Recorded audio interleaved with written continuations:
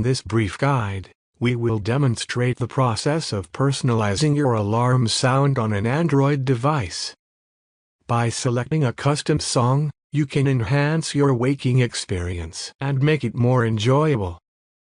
To begin, locate the clock application on your device and identify an existing active alarm. Tap on the alarm to access its settings. Subsequently, tap on Alarm Sound to ensure that the option is enabled. This will allow you to modify the audio that plays when the alarm is triggered. If you wish to utilize a song from Spotify, you may proceed with the following steps. However, if you prefer not to use Spotify for your alarm sound, you can return to the previous menu and tap on the ringtone option. This will direct you to a new screen where you can select various sounds.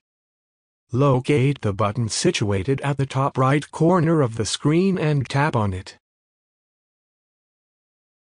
This action will launch the sound picker, enabling you to browse through your music library.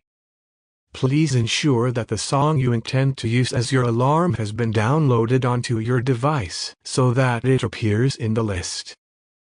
Once you are within the sound picker, navigate through your songs until you find the one you desire to wake up to. You can even preview each song by tapping on it. When you have made your selection, simply tap on Done and then Save.